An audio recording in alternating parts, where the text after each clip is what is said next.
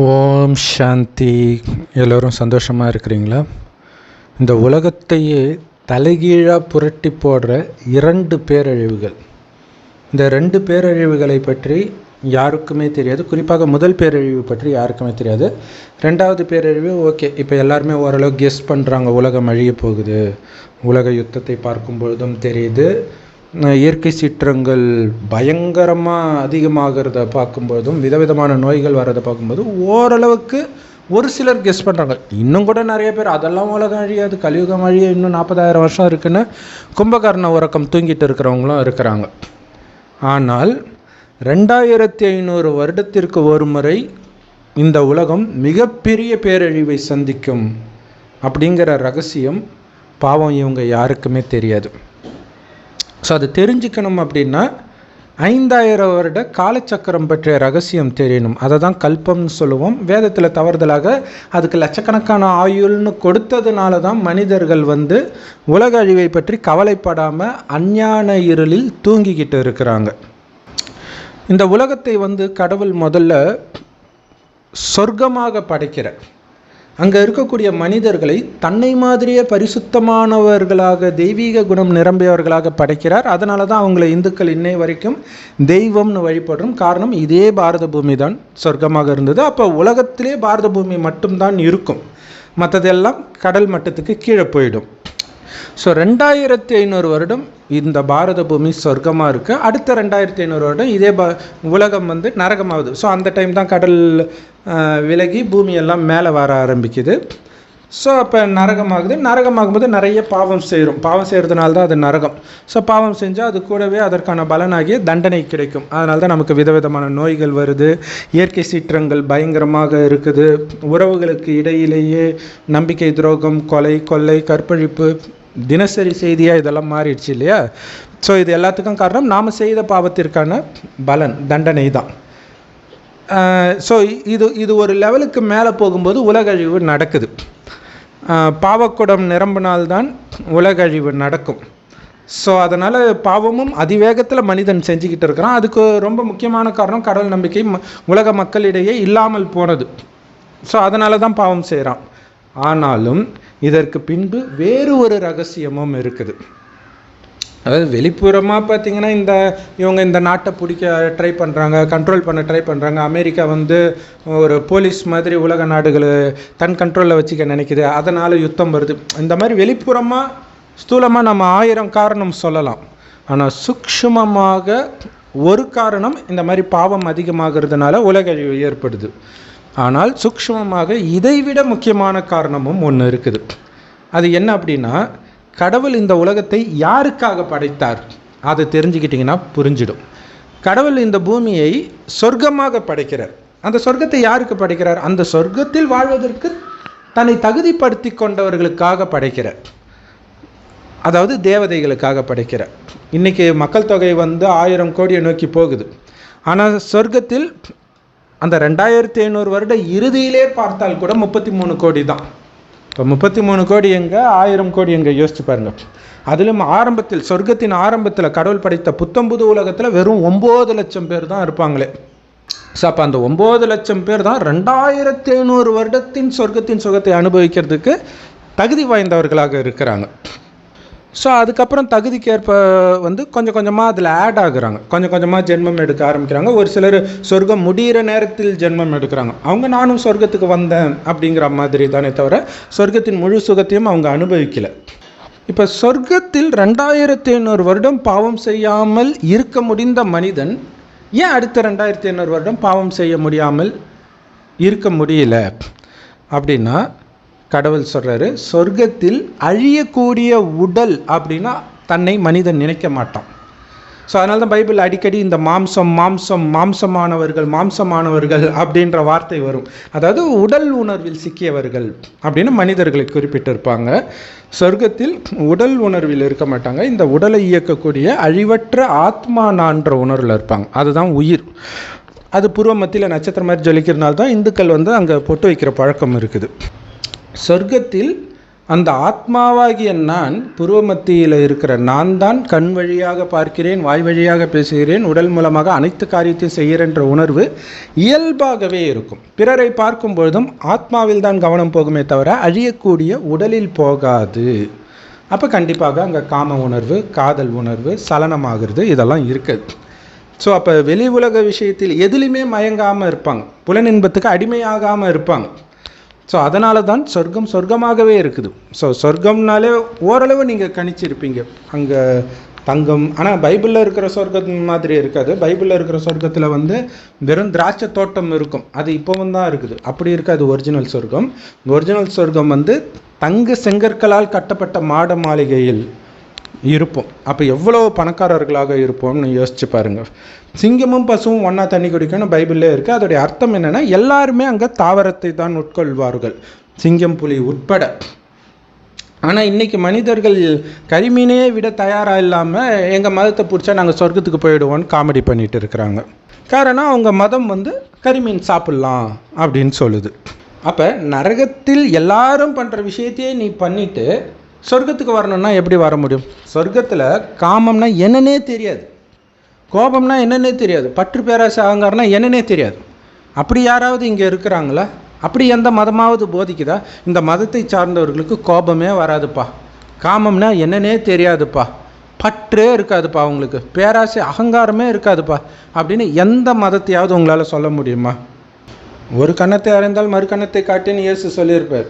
அதே பைபிளில் கண்ணுக்கு கண் பல்லுக்கு பல்லுன்ட்டு பழைய ஏற்பாட்டில் போட்டிருக்கும். ஸோ மனிதர்கள் அதை ஃபாலோ பண்ணுற மனிதர்களுக்கு அதுதான் ரொம்ப பிடிச்சிருக்குது, கண்ணுக்கு கண் பல்லுக்கு பல்லுன்றது. ஏன்னா மனிதனுடைய குணம் இன்றைக்கி அப்படி ஆயிடுச்சு, உடல் உணர்வில் வந்ததுனால. ஸோ இந்த மதங்கள் எல்லாமே நரகத்தில் தான் உருவாகுது. நரகத்தில் வாழ்வதற்காக உருவாக்கப்பட்டது, சொர்க்கத்தில் வாழ்வதற்காக உருவாக்கப்பட்டதோ சொர்க்கத்திற்கு போவதற்காக உருவாக்கப்பட்டதோ கிடையாது இல்லையா? கிறிஸ்தவ மதம் வந்து 2000 வருடம் ஆகுது. ஸோ அதுக்கு முன்னாடி யூத மதம் 2500 வருடம் ஆகுது. அதுக்கப்புறம் நிறைய மதங்கள் வந்தது. அப்படியே தான் உலகம் இன்னும் மோசமாக தான் ஆகுது. அந்த மதத்தின் பேராலேயே உலகம் இன்னும் மோசமாகுதுன்றது தான் உண்மை. ஸோ இந்த உலகம் அழியிறதுக்கு 100 வருடம் முன்பு கடவுள் ஒரு வயோதிகர் உடலில் வந்து அவருக்கு பிரம்மான் பேர் வச்சு அவர் வாய் வழியாக இந்த ஞானத்தை கொடுக்கிறார். எந்த ஞானத்தை? இந்த 5000 வருட காலச்சக்கரம் பற்றிய ரகசியத்தை சொல்கிறார். இந்த பூமியை நான் சொர்க்கமாக படைத்தேன், உங்களை தேவதையாக்கி அனுப்புனேன். எப்போ அனுப்புனேன்? எப்போ தேவதையாக்குனேன்? அந்த சத்தியுகம் வருவதற்கு முன்பு இந்த பூமி இப்போ இருக்கிற மாதிரி கலியுகமாக இருந்தது. ஏன்னா இது காலச்சக்கரம். டிசம்பர் முடிஞ்சால் மீண்டும் என்ன வரும்? ஜனவரி தான் வரும். ஸோ அப்போ சத்யுகம், திரேதாயுகம், துவாபரயுகம், கலியுகம், மீண்டும் சத்யுகம். சத்யுகத்தில் குணத்தில் மிக உயர்ந்தவர்களாக இருப்பாங்க, கையெடுத்து கும்பிடக்கூடிய தேவதைகளாக இருப்பாங்க. கலியுகத்தில் எப்படி இருக்கிறோம் நமக்கே தெரியுது இல்லையா? அப்போ எவ்வளோ பெரிய வித்தியாசம். ஆனால் கலியுகம் முடிஞ்ச உடனே அப்படி நடக்குது, திடீர்னு நடக்குமா? கிடையாது. அப்போ அந்த 100 வருடம், கலியுகம் அழிகிறதுக்கு 100 வருடம் முன்பு கடவுள் ஞானத்தை கொடுத்து நம்முடைய குணத்தை அவ்வளவு தெய்வீகமாக, சத்யுகத்தின் தேவதைக்கு ஈக்குவலாக, ஏன் அதை விட அதிகமாகவே தெய்வீகமாக மாற்றுறார். அதற்கான ஞானத்தை கடவுள் கொடுக்க வரார். அதுக்காக தான் கடவுள் வர்றது. அவரை தான் சிவன், அல்லாஹ், பரமபிதா அப்படின்னு நம்ம சொல்கிறோம். ஸோ அப்போ கடவுள் ஒரு ரகசியத்தை வெளிப்படுத்துகிறாரு. அந்த சொர்க்கமாக பாரத பூமி இருந்தது அப்படிங்கிறது யாருக்குமே தெரியல பாருங்க இல்லையா? உட்காந்து பல மில்லியன் வருடம் முன்னாடி டைனோசர் வாழ்ந்து தான் அதை கண்டுபிடிக்கிறான். 2500 வருடம் முன்னாடி இதே பாரத பூமி சொர்க்கமாக இருந்ததுன்றதை அவனால் கண்டுபிடிக்க முடியல. ஏன் கண்டுபிடிக்க முடியல அப்படின்னா, அந்த சொர்க்கம் இருந்ததுக்கான அடையாளமே தெரியாத மாதிரி ஒரு மிகப்பெரிய பேரழிவு அந்த சொர்க்கத்தின் இறுதியில், அதாவது 2500 வருடம் கழித்து மிகப்பெரிய பேரழிவு ஒன்று நடக்கும். அதே மாதிரி ஒரு பேரழிவு சொர்க்கம் முடிந்த அந்த 2500 வருடம் கழித்து நரகம் ஆரம்பிக்குது இல்லையா? அந்த நரகம் 2500 வருடம் தான் இருக்கும். அந்த 2500 வருடம் கழித்து மீண்டும் மிகப்பெரிய பேரழிவு நடக்கும். அந்த பேரழிவுக்கு பக்கத்தில் நாம் இருக்கிறோம், ரொம்ப பக்கத்தில் இருக்கிறோம். விரல் விட்டு எண்ணக்கூடிய வருடங்கள் தான் இருக்குது. ஸோ அப்போ நான் சொன்ன மாதிரி 2500 வருடத்துக்கு ஒரு தடவை இந்த மாதிரி பேரழிவு நடக்குது. இப்போ இந்த பேரழிவு ஏன் நடக்குது அப்படின்னு நீங்கள் தெரிஞ்சுக்கிட்டாலே உங்களுக்கு அந்த பேரழிவை கண்டு பயம் இருக்காது. தெரிஞ்சுக்கிட்டால் மட்டும் போதாது, தெரிஞ்சு சில விஷயங்களை பண்ணணும், அதை பண்ணால் பயம் இருக்காது. இப்போ சொர்க்கத்தில் ஏன் பேரழிவு நடந்தது அப்படிங்கிறத யோசிக்கணும். சொர்க்கமாக கடவுள் ஏன் ஆக்கினார் இல்லையா? இந்த கலியுகத்தின் இறுதியில் இந்த ஞானத்தை கொடுத்து காமம், கோபம், பற்று, பேராசை, அகங்காரம்னா என்னன்னே தெரியாத மாதிரி பரிசுத்தமாக மனிதர்களை மாற்றினார். எப்படி? ஞானத்தை கொடுத்து. அந்த ஞானம் முரளின்னு சொல்லுவோம். எல்லா பிரம்மகுமாரிகள் ராஜயோக தியான நிலையத்திலும் முற்றிலும் இலவசமாக கிடைக்குது. யூடியூப் வெப்சைட்ஸ்லையும் இருக்குது. அதோடைய லிங்க் இந்த வீடியோ கீழே டிஸ்கிரிப்ஷனில் கொடுக்குறேன். அவசியம் அதை பாருங்கள். அந்த ஞானத்துடைய சாரம் என்ன தெரியுமா? நீங்கள் அழியக்கூடிய உடம்பு கிடையாது, ஆத்மான்னு உணர்ந்து ஆத்மாவின் தந்தை சிவபரமாத்மாவை எவ்வளவு முடியுமோ அவ்வளவு நினைவு பண்ணிக்கிட்டே இருங்க. அவர் செம்பொன் நிறமான ஒளி உலகத்தில் நட்சத்திரம் மாதிரி இருக்கார் சிவபெருமான். அவரை தான் அல்லாஹ் பரமபிதான்றாங்க, கடவுள் ஒருவரே. நாம் பூர்வ மத்தியில் இப்போ நட்சத்திரம் மாதிரி இருக்கிறோம். உடல்ன்றதே மறந்துடுங்க, செத்துட்டேன்னே நினச்சிக்கோங்கன்ற இல்லையா? கலியுகத்தை பொறுத்த வரைக்கும் நான் செத்துட்டேன். அப்போ கலியுகத்துடைய குணமே இருக்கக்கூடாது. இப்போ சத்தியுகத்திலே இருக்கிறதா நினச்சிக்கோங்க, உடம்பு மட்டும் கிடைக்கல. அப்போ சத்தியுகத்தில் எப்படியெல்லாம் இருந்தாங்கன்றதை தான் கடவுள் அந்த முரளியில் தினம் தினம் சொல்லுவார். அப்போ அந்த குணம் நமக்கு வரும். இப்போ ராமாயணம், மகாபாரதம், பைபிள், குரான் மாதிரி கதை வடிவத்தில் அந்த வன்முறை, வெட்டு, குத்து எதுவும் இருக்காது. அவர் அன்பு கடல். அவர் எப்படி அப்படி சொல்லுவார்? அப்படி சொல்கிறது கடவுளாக இருக்க முடியுமா? நீங்களே யோசிச்சு பாருங்கள். ஸோ அப்போ கடவுள் சொல்கிறார், சொர்க்கத்தில் நீ எவ்வளோ அன்பாக இருந்தது தெரியுமா, எவ்வளோ அமைதியாக இருந்தது தெரியுமா, உன்னுடைய கண்ணில் எவ்வளோ பரிசுத்தம் வந்துச்சு தெரியுமா, அந்த காமம்னா என்னன்னே தெரியாமல் இருந்த. அப்போ எப்படி குழந்தை பிறந்துச்சுன்னா, கணவனும் மனைவியும் நமக்கு ஒரு வாரிசு வேணும்னு நினைக்கும் போது மனைவி கர்ப்பம் அடைவாள். தூய்மையான ஆத்மாவுடைய எண்ணத்திற்கு அவ்வளோ பலம் இருக்கும். அதை தான் யோக பலத்தினால குழந்தை பிறக்குது அப்படின்னு சொல்லுவாங்க. ஸோ அந்த மாதிரி நீ இப்போ மாறு. இந்த உலகம் அழிகிறதே இந்த பூமி சொர்க்கம் ஆகிறதுக்காக தான், புதுப்பிக்கப்படுவதற்காகத்தான் அப்படின்னு சொல்கிறார். ஸோ அதற்குள்ளே எப்போ வேணாலும் உலகம் அழியும், எப்போன்னு கடவுள் சொல்ல மாட்டார். அடுத்தது அதுக்கு முன்னாடியே நாம் இறந்து போகலாம். நாம் இறந்தாலே உலகம் அழிஞ்ச மாதிரி தானே, நமக்கு தெரியாது இல்லை அடுத்தது என்ன நடக்கும்ன்ட்டு. இதுக்கு முன்னாடி நம்ம படித்தது எல்லாமே மறந்துடும். ஸோ ஆனால் ஒன்று மட்டும் மறக்காது, என்ன தெரியுமா? அந்த குணம். ஏன்னா இறைவன் கொடுக்குற ஞானம் தெய்வீக குணத்தை தாரணை பண்ணுறதுக்காக. அந்த குணம் அப்படியே அடுத்த ஜென்மத்துக்கு டிரான்ஸ்ஃபர் ஆகும். ஆனால் உலகம் அழிந்து சொர்க்கமாக மாறப்போகுது. அந்த சொர்க்கத்தின் குணத்தோடு இப்போ உங்களுடைய குணம் மேட்ச் ஆச்சுன்னா சொர்க்கத்தில் நீங்கள் பிறப்பீங்க. ஆரம்பத்திலே வர அளவுக்கு கொஞ்சம் கொஞ்சமாக அங்கேயும் குணம் குறையும். ஆனால் கெட்ட குணம் வராது, பட் நல்ல குணம் கொஞ்சம் கொஞ்சமாக குறையும். அப்போ இப்போ நீங்கள் எந்த அளவுக்கு குணம் ஏற்றி இருக்கிறீங்க? தெய்வீக குணம் ஒரு 50% ஏற்றுனீங்கன்னா சொர்க்கத்தின் பாதியில் தான் வருவீங்க. 100% நிரப்பிக்கிட்டிங்கன்னா சொர்க்கத்தின் ஆரம்பத்திலே வருவீங்க. தெய்வீக குணமே இல்லை, என் மதத்தையே நான் பிடிச்சிட்டு இருப்பேன், என் மதம் சொல்லுது கரிமீன் சாப்பிடலாம், காமத்தில் விழலாம், கொலை கூட பண்ணலாம், அப்படியே இருந்தீங்கன்னா உங்கள் மதம் எப்போ வந்ததோ அப்போ தான் வருவீங்க. எல்லா மதமும் நரகத்தில் தான் வருது. இதில் இன்னொரு கொடுமை என்ன தெரியுமா? இந்த 5000 வருடத்தை ஒரு கல் பண்ணுறோம். இதில் என்ன நடக்குதோ அதே தான் திரும்ப திரும்ப நடக்கும். அப்படின்னா 5000 வருஷம் முன்னாடி இதே நேரம் இதே வீடியோவை நீங்கள் கேட்டிருந்தால் தான் இப்போவும் கேட்பீங்க. ஒவ்வொரு 5000 வருஷத்துலையும் இதே நேரம் தான் கேட்பீங்க. அப்படின்னா என்ன அர்த்தம்? இப்போ இந்த ஞானத்தை கேட்டு விழிப்புணர்வு வந்து முயற்சி செய்து சொர்க்கத்தில் வந்தீங்கன்னா ஒவ்வொரு கல்பத்திலும் வந்துடுவீங்க. இப்போ இதை நீங்கள் அலட்சியம் செஞ்சீங்கன்னா ஒவ்வொரு கல்பத்திலும் அலட்சியம் செஞ்சு ஒவ்வொரு கல்பத்திலும் நரகத்தில் மட்டுமே வருவீர்கள். சரி, இப்போ அந்த 2 பேரழிவுகள், சொர்க்கம் முடியும் போது ஒரு பேரழிவு, நரகம் முடியும் போது ஒரு பேரழிவு ஏன் நடக்குது? ஏற்கனவே சொல்லிட்டேன், நரகத்துடைய பேரழிவு சொர்க்கம் உருவாகிறதுக்காக நடக்குது. ஏன்னா இங்கே இருக்கிறவங்களெல்லாம் மேலே அனுப்பிச்சிட்டா தான் எல்லா ஆத்மாவும் மேலே போயிடும். கடைசியில் சிவனை நட்சத்திரம் மாதிரி கொஞ்சமாவது நினைத்தால் மட்டுமே எந்த மதத்தை சார்ந்த ஆத்மாவாக இருந்தாலும் மேலே போக முடியும். இப்போ உதாசீனப்படுத்தினா கூட. அப்போ புத்திசாலி என்ன பண்ணுவாங்க? இப்போவே இதை கேட்டு தன் குணத்தை மாற்றிக்கிட்டா சொர்க்கத்துக்கு வந்துடுவாங்க. மற்றவர்கள் பரந்தாமத்துக்கு போயிடுவாங்க. அதை தான் பரலோகம்னு சொல்கிறோம். அங்கே கடவுள் இருப்பார், ஆனால் சுயநினைவில்லாமல் ஒரு கோமா ஸ்டேஜில் தான் ஆத்மா இருக்கும். மற்றபடி சொர்க்கமெல்லாம் இதே பூமி தான் இருக்கும். பைபிளே யோசிச்சு பாருங்களா, நம்ம ஆதாமுடைய சந்ததியினர்ன்றாங்க, ஆதாம் சொர்க்கத்தில் இருந்தாருன்றாங்க, நம்ம இப்போ இங்கே தானே இருக்கிறோம். அப்போ சொர்க்கமாக இதே பூமி தானே இருந்திருக்கும். அதை யோசிக்க மாட்டோம் பாருங்கள். இப்போ சொர்க்கத்துக்கு நம்மை தகுதிப்படுத்திக்கிறோம். காமம், கோபம், பற்று, பேராசாங்கன்னா என்னன்னே தெரியாத அளவுக்கு பச்சை குழந்தையை விட பரிசுத்தமாக நீங்கள் ஆனதுக்கான பரிசு தான் சொர்க்கம். அங்கே அளவற்ற செல்வம் இருக்கும், இயற்கை ஃபஸ்ட் கிளாஸாக இருக்கும். அதாவது கடவுள் சொல்கிறாரு, அங்கே இருக்கிற கனியுடைய சுவை இங்கே இருக்கிற கனி, அந்த சுவையோடு இங்கே இருக்கிற கனியுடைய சுவையை ஒப்பிட்டிங்கன்னா கோடியில் ஒரு பங்கு கூட கிடையாதுன்றது. அப்போ அங்கே எவ்வளோ சுவையாக இருக்கும்னு யோசிச்சுப்பாங்க. அதே மாதிரி தான் மலர்களின் நறுமணம். அங்கே இருக்கக்கூடிய மலரின் நறுமணத்தின் கோடியில் ஒரு ஒரு பங்கு கூட இங்கே இருக்கக்கூடிய அதே மாதிரி நறுமணம் கிடையாதுன்றது. இது நம்ம கண்கூடாவே பார்க்கலாம் இல்லை? நம்ம சின்ன வயசில் இருக்கும்போது மல்லிகைப்பூ, ரோஜாப்பூ அடித்த வாசனை இப்போ இருக்கக்கூடிய ரோஜா மல்லிகைப்பூவில் அந்த வாசனை கிடையாது. சின்ன வயசில் அம்மா சாதமாக்குனாலே வீடெல்லாம் வாசனை அடிக்கும். இப்போ சாதம் ஆக்கும்போதே ஒரு மாதிரி துர்நாற்றம் தான் அடிக்குது. ஸோ நம்மளுடைய இந்த ஒரு ஜென்மத்திலே உலகம் எவ்வளோ மோசமாக வருதுன்னு பார்க்குறோன்னா, 5000 வருடத்துக்கு முன்னாடி எவ்வளோ சூப்பராக இருந்திருக்கும், இப்போ இவ்வளோ மோசமான நிலையை அடைஞ்சிருக்கும்னு நம்மளால் யூகிக்க முடியும். ஸோ அப்படிப்பட்ட சொர்க்கத்தை கடவுள் ஏன் கொடுத்தார் அப்படின்னா, நம்ம பரிசுத்தமாக குழந்தை மாதிரி இருந்ததுனால. ஏன்னா இந்த காமம், கோபம், பற்று, பேராசை, அகங்காரம் வந்துட்டாலே நிம்மதியாக இருக்க முடியாது. அதனால தானே பைபிளில் அந்த கனியை சாப்பிட்டதுனால கடவுள் துரத்தலை. அந்த கனியை சாப்பிட்டதுனால அவங்களுக்கு உடல் உணர்வு அவங்க காமத்தில் ஈடுபட்டதுனால அல்லது காம உணர்வு வந்ததுனால அவங்க துரத்தப்படுகிறார்கள். அதுதான் உண்மை. ஒரு கனியை சாப்பிட்டதுக்காக கடவுளுக்கு வச்சுக்கலாம். அங்கே கனின்னு சிம்பாலிக்காக சொல்கிறாங்க. ஆனால் உண்மையில் கடவுள் துரத்தலை. கடவுள் சொர்க்கத்துக்கே வர்றது கிடையாது. சொர்க்கத்துக்கு போகிறதுக்கான ஞானத்தை கொடுக்கிறார். நம்மளை எல்லாரும் கூடவே பரந்தாமத்துக்கு அழைச்சிட்டு போயிறார். நீங்கள் சொர்க்கத்துக்கு தகுதியானீங்கன்னா ஸ்ட்ரைட்டாக இந்த பூமி சொர்க்கமானவுடன் ஜென்மம் எடுக்க ஆரம்பிப்பீங்க.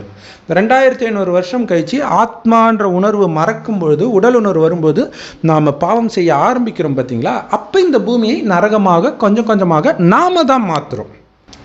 ஆனால் அந்த சொர்க்கம் இருந்த அடையாளம் எங்கே? இப்போ 8000 வருடம் முன்பு இது இருந்துச்சு, 15000 வருஷம் முன்னாடி இதை கண்டுபிடிச்சேன், அப்படி இப்படின்லாம் சயின்ஸ் சொல்லுது இல்லையா? கடவுள் சொல்கிறார் அது சுத்த போய். 5000 வருஷத்துக்கும் முந்தைய பழமையான ஒரு பொருள் இருக்க வாய்ப்பே கிடையாது. இருக்கிற இடம் தெரியாமல் எல்லாத்தையும் அழிச்சிடுவார் 5000 வருஷத்துக்கு ஒரு தடவை. ஆனால் சொர்க்கத்தின் விஷயம் இருக்குது பார்த்தீங்களா, அது வேணால் கொஞ்சம் கொஞ்சம் கிடைக்கும். ஏன்னா சொர்க்கம் முடியும் போது ஒரு அழிவு வருது. ஏன் வருது அப்படின்னா, சொர்க்கத்தை அனுபவிக்கக்கூடிய தகுதியை, பரிசுத்தத்தை அந்த தேவதைகள் காமத்தில் விழும்போது இழக்கிறார்கள். அதனால் அவங்க அனுபவிக்கிறதுக்கு தகுதி கிடையாது. அதனால் பயங்கரமான நிலநடுக்கம் வரும். எந்த அளவுக்கு வரும்னா, அங்கே இருந்த தங்க மாட மாளிகை இருக்கிற இடம் தெரியாமல் மண்ணுக்குள்ளே போகிற அளவுக்கு வரும். ஸோ இப்போ துருக்கியில் வரக்கூடிய நிலநடுக்கம், ஜப்பானில் வர நிலநடுக்கம்லாம் கூட அதுக்கு ஒப்பிடும்போது ஒன்றுமே கிடையாது. அங்கே வீடு இடிஞ்சு விழுதே தவிர அது இருக்கிறதே தெரியாத அளவுக்கு போகலை. அப்போ எந்த அளவுக்கு பூமியை பெரட்டி போட்டு இருந்தால் அந்த சொர்க்கத்தின் மாட மாளிகை எதுவுமே கண்ணுக்கு தெரியாத அளவுக்கு இருக்குது.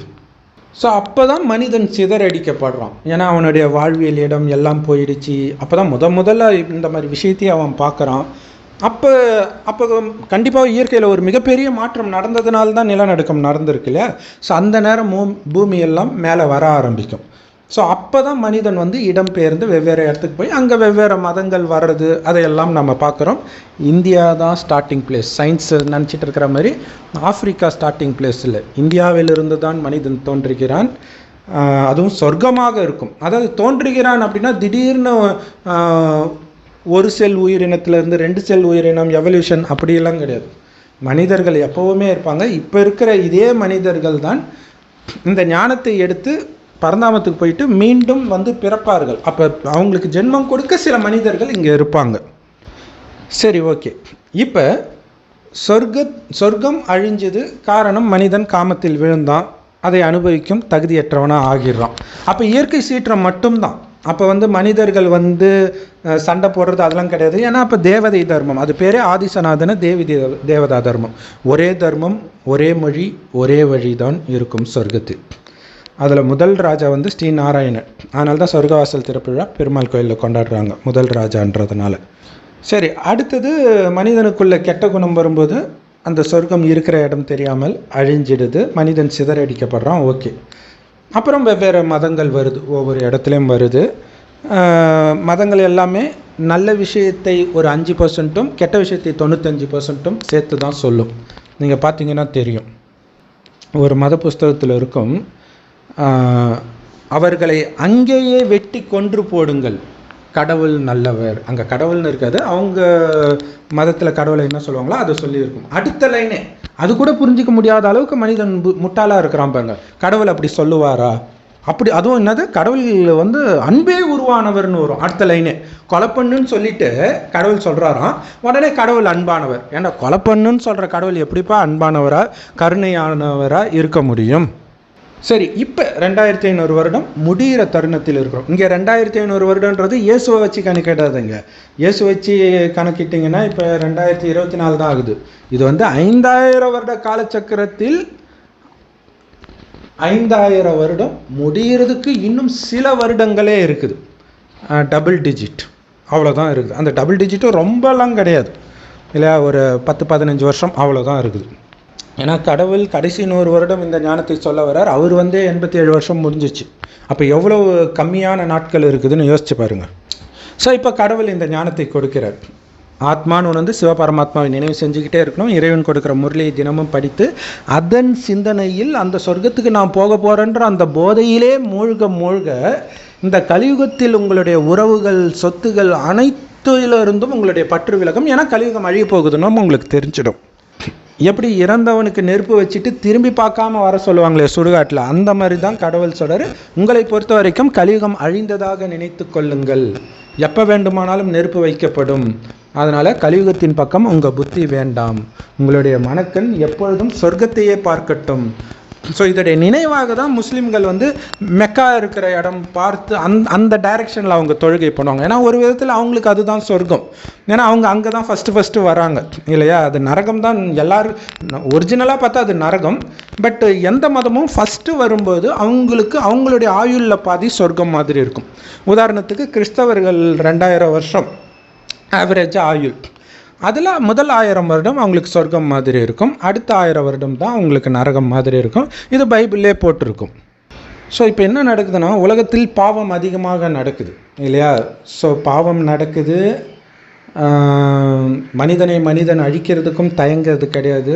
பாலஸ்தீனை போகிற பார்க்குறோம், உக்ரைன் போகிற பார்க்குறோம், இலங்கை போகிற பார்த்தோம், நிறைய உலகம் முழுவதும் நடந்துட்டு இருக்குது. சொத்துக்காக குடும்பத்தில் உள்ளவங்களெல்லாம் பெண்களே சாகடிக்கிற அளவுக்கு உலகம் மோசமாக மாறிட்டு இருக்குது. இன்னும் பத்தளப்பில் இருக்குது, இன்னும் பாவக்கூட நிரம்பணும்பில் இருக்குது. அதனால தான் இன்னும் உலக அழிவு வெயிட்டிங்கில் இருக்குது. ஸோ இன்னும் பாவம் அதிகமாக நடைபெறும். அதே நேரத்தில் நாம் சத்தியுகத்திற்கு தகுதி பெறுகிறோம். இந்த ஞானத்தை கேட்டு சொர்க்கத்துக்கு போகிறதுக்கு நம்மை தகுதிப்படுத்திக்கிறோம். அந்த சொர்க்கத்தின் தெய்வீக குணங்கள் நிரம்பியவராக மாறணும். அன்பு, பணிவு, கருணை, இந்த மாதிரி குணம் உள்ளவர்களாக நீங்கள் மாறணும். அது சாதாரண விஷயம் கிடையாது. ஏன்னா கடந்த 2500 வருடம் உடல் உணர்வில் பல பாவங்களை நாம் பண்ணியிருப்போம். ஸோ அந்த பாவத்தை தூண்டக்கூடிய விஷயங்கள் திரும்ப திரும்ப வரும். அதுதான் நமக்கு டெஸ்ட் பேப்பர். அது வரும்பொழுதும் நீங்கள் அமைதியாக இருக்கணும் இறைவனுடைய நினைவில். எப்படி மார்கண்டியன் சிவலிங்கத்தை கட்டி பிடிச்சிட்டானோ அது மாதிரி சிவனுடைய நினைவிலே இருக்கும் பொழுது அந்த அமைதி கொஞ்சம் கூட மாறாமல், சுற்றி என்ன நடந்தாலும் கொஞ்சம் கூட சலனமாகாமல் நீங்கள் இருக்கும் பொழுது அந்த சொர்க்கத்திற்கு நுழைவதற்கு நீங்கள் தகுதி பெறுறீங்க இல்லையா. இதனால் சொர்க்கம் உருவாகணும். ஆக்சுவலாக உங்கள் எண்ணத்தினால தான். இது எப்படி சொர்க்கத்தை நரகமாக நீங்கள் மாற்றுறீங்களோ அதேமாதிரி நரகத்தையும் சொர்க்கமாக நீங்கள் தான் மாற்றுறீங்க கடவுளின் வழிப்படி. நரகமாக வந்து அது தானாக மாறுது சாத்தானின் வழிப்படி. சாத்தான்றது காமம், கோபம், பற்று, பேராசை, அகங்காரம் தான். ஆனால் சொர்க்கமாக தானாக மாறாது. அதற்கான வழியை இங்கே இருக்கக்கூடிய எந்த மனிதனும் சொல்ல முடியாது. நரகத்தில் இருக்கிறவன், ஜெயிலில் இருக்கிறவன் நல்லா இருக்கிறதுக்கு இன்னொருத்தனுக்கு எப்படி வழி சொல்ல முடியும்? 2 பேருமே கிரிமினல்னும் போது அப்படி கலியுகத்தில் இருக்கிற அத்தனை பேரும் பாவி. இங்கே இருக்கிறவன் எப்படி இன்னொருத்தனை கரை ஏற்ற முடியும்? ஸோ அதனால் இந்த காலச்சக்கரத்தில் சிக்காத சிவபெருமான் கடைசி 100 வருடம் ஒரு வயோதிகர் உடலில் பிரவேசிக்கிறார். குழந்தையாக பிறக்கலை, தனக்கென்று சொந்த உடலை எடுக்கலை. அதனால தான் அவரை லிங்க ரூபத்தில் பூஜை பண்ணுறோம். ஸோ அப்போ ஆத்மானு உங்களையும் உடலற்ற ஆத்மானு உணருங்க. எனக்கு உடல் இல்லாத மாதிரி உங்களுக்கும் உடல் இல்லாத ஆத்மானு உணர்ந்து என்னை நினைக்க உங்களுடைய ஆத்மா தூய்மையாகும்.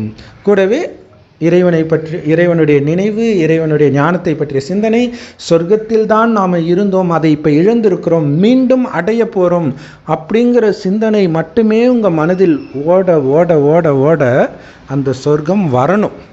சொர்க்கம் வரணும்னா நரகம் அழியணும்ல. அதற்காக தான் இந்த அழிவு ஏற்படுது. ஆனால் அதுக்காக சும்மா இருக்கிறவங்கள அழிச்சிட முடியாது. அவங்க அதுக்கேற்ற பாவம் செஞ்சால் தான் அழியணும். ஸோ அப்போ அவங்க பாவம் செய்கிறதுல அதிக தீவிரம் காட்டுவாங்க. நாம் இறைவனுடைய ஞானத்தை எல்லாருக்கிட்டையும் கொடுத்தா கூட செவிடங்காதில் ஊதின சங்கு மாதிரி தான் பெரும்பான்மையானவர்கள் இதை நிராகரித்து விடுவார்கள். இதோடைய நினைவாக தான் பைபிளில் கூட கடவுள் சொல்கிற வார்த்தையை வந்து கடைசியில் உன் சந்ததி வந்து நிராகரிப்பார்கள் அப்படின்னு கடவுளே சொல்கிற மாதிரி இருக்கும். ஸோ அதோடைய அர்த்தம் என்னென்னா, இந்த காலச்சக்கரத்தை தான் கடவுள் சொல்கிறார் அப்படின்ற இந்த ஞானம் தெரிஞ்சு படித்தா புரியும், இல்லாட்டினா ஒன்றுமே புரியாது. ஸோ அப்போ முதல் உலகழிவு சொர்க்கம் முடியும் போது நடக்கிற உலகழிவு, சொர்க்கத்தில் வாழ நீங்கள் தகுதி இழந்ததினால் அந்த சொர்க்கத்தை அழிப்பதற்காக நடந்த உலகழிவு. இப்போ நடக்க போகிற உலகழிவு நீங்கள் சொர்க்கத்திற்கு தகுதி பெற்று விட்டதால் அந்த சொர்க்கத்தை உருவாக்குவதற்காக உலகழிவு. கடவுள் சொல்கிறார், உலகத்தில் இருக்கிற அத்தனை தங்கங்களையும் இந்த கடல் வந்து ஒரு இடத்தில் நிரப்பும் பாரத பூமியில். இப்போ போய் சுரங்கத்தில் இருந்தெல்லாம் எடுக்கிறாங்க, அதுவே எல்லாமே காலி ஆகுது. பெட்ரோல்லேருந்து தங்கத்திலேருந்து எல்லாமே இப்போ காலி ஆகிட்டு இருக்குது. ஆனால் அந்த சொர்க்கமாகும்போது எல்லாமே நிரம்பி காணப்படும், நீங்கள் அப்படியே மேலேருந்தே எடுத்துகிட்டு வருவீங்க அப்படின்னு சொல்லுவார். இது பைபிள்லையுமே போட்டிருக்கும். ஸோ அதற்காகத்தான் உலகழிவு ஒரு வழி பண்ணிடும்.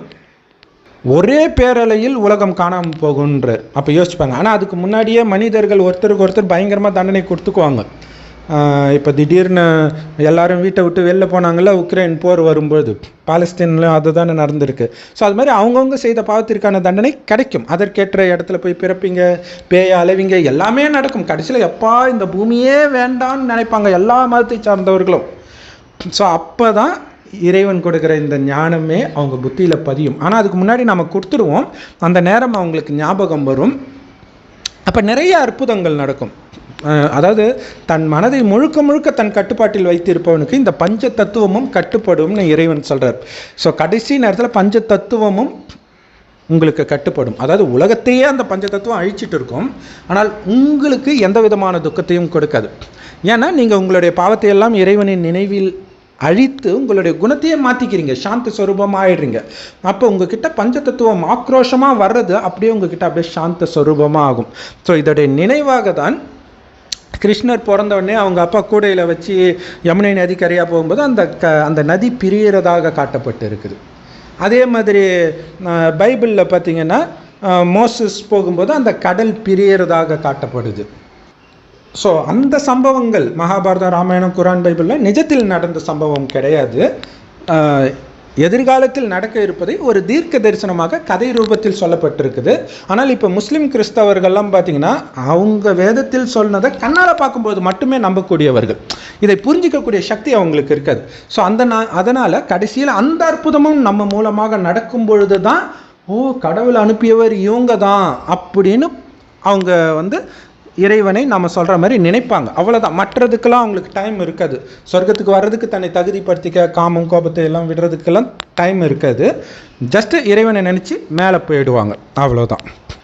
ஸோ இப்போ நடக்க போகிற உலகழிவு மனிதர்கள் அனைவரும் செய்யும் பாவத்திற்காகவும் நடக்குது, நமக்கு சொர்க்கத்தை எடுத்துகிட்டு வருவதற்காகவும் நடக்குது. ஒரே நேரத்தில் ரெண்டுமே கோயின்சைட் ஆகுது. ஓம் சாந்தி. ஸோ இந்த வீடியோ கடைசி வரைக்கும் பார்க்குறீங்க, உங்களுக்கு புரியுதுனாலே சத்தியமாக நீங்கள் சொர்க்கத்தில் வந்த தேவதையாக இருந்திருந்தால் மட்டுமே இதை புரிஞ்சிக்கக்கூடிய சக்தி உங்களுக்கு இருக்கும்.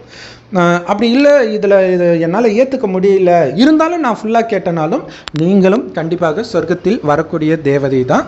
வேறு மதத்துக்கு மாற்றலாகி போயிருப்பீங்க, கொஞ்சம் நேரம் எடுக்கும், அதனால் நம்பிக்கை இழந்துடாதீங்க. ஸோ இந்த செய்தியை அனைத்து மத சகோதர சகோதரிகளுக்கும் சொல்ல வேண்டியது நம்முடைய கடமை. அதனால் எனக்கு மட்டும் கிடைத்தால் போதும் அப்படின்னு இதில் சுயநலமாக இல்லாமல் அனைத்து சகோதர சகோதரிகளுக்கும் இந்த வீடியோவை ஷேர் பண்ணிங்கன்னா அவங்கள சொர்க்கத்துக்கே அழைச்சிட்டு வரக்கூடிய மிகப்பெரிய பாக்கியம். இது சாதாரண விஷயம் இல்லை. ஒரு ஆளுக்கு நீங்கள் சாப்பாடு போட்டிங்கன்னா ஒரு வேளை தான், அதை சாப்பிட்டுட்டு அவன் பாவம் தான் செய்ய போகிறான். ஆனால் இந்த ஞானத்தை கேட்டான்னா அவனுடைய குணத்தையே மாற்றி 2500 வருடத்திற்கு இந்த பஞ்சம் பட்டினினா என்னன்னே தெரியாது, இயற்கை சீற்றம்னா என்னன்னே தெரியாது, அனைத்தும் அளவற்று செல்வம், குணம், இயற்கை எல்லாமே பக்கவாக இருக்கும். அந்த மாதிரி உலகத்துக்கே நீங்கள் அழைச்சிட்டு போய் விடுறீங்கன்னா இது எவ்வளோ பெரிய புண்ணியம். ஸோ அந்த புண்ணியத்தில் பங்கெடுங்கள், மற்றவர்களுக்கும் இந்த ஞானத்தை பகிர்ந்தளியுங்கள். ஓம் சாந்தி. தேங்க்ஸ் ஃபார் வாட்சிங்.